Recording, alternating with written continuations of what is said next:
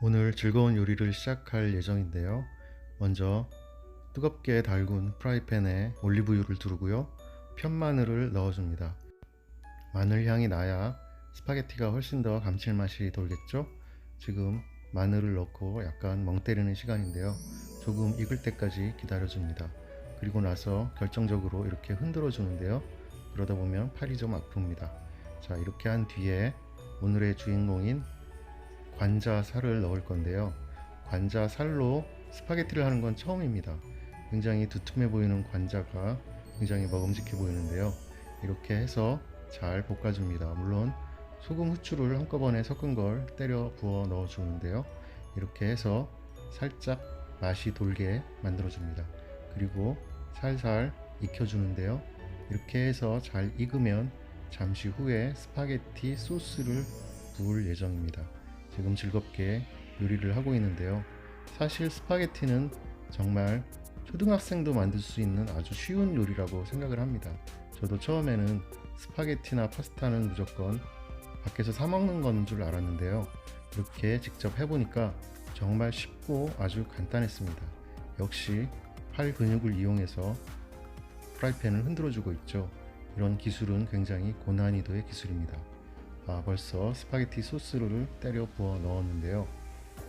이렇게 해서 살짝 보글보글 익히면서 특히 관자가 익을 때까지 잘 저어줍니다. 요리는 상당히 힘든 여정인데요. 그렇다고 중간에 포기해서는 아무 일도 되지 않습니다. 저는 최선을 다해서 열심히 끓여주고 있는데요. 스파게티 소스가 조금 타고 있는 것 같습니다. 이렇게 태우면 안 되는데 말이죠. 자, 어느 정도 익은 것 같고요.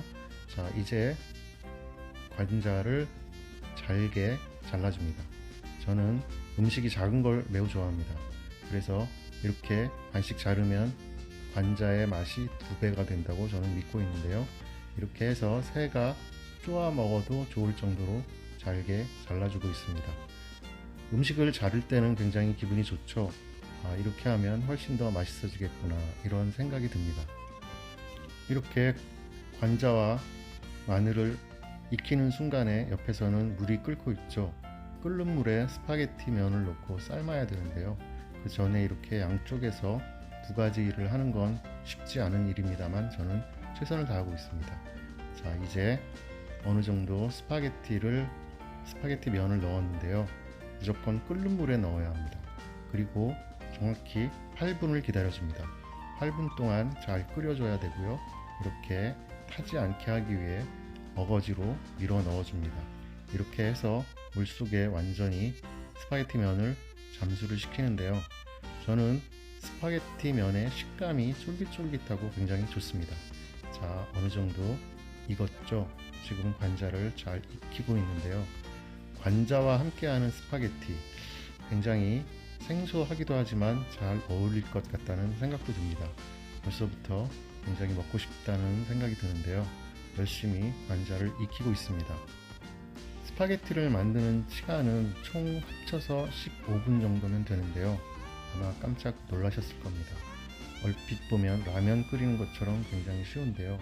지금 관자가 큰 것들을 골라서 조금 더 잘라주고 있습니다. 자, 스파게티 면이 옆에서 잘 끓고 있죠? 그러는 사이에 관자를 잘 익혀주고 있습니다. 이렇게 계속 저어주어야지 타지 않고 알맞게 익을 수 있겠습니다. 저는 스파게티를 자주 해먹는데요. 새우 스파게티도 맛있고 햄 스파게티도 맛있습니다. 다시 뵙겠습니다.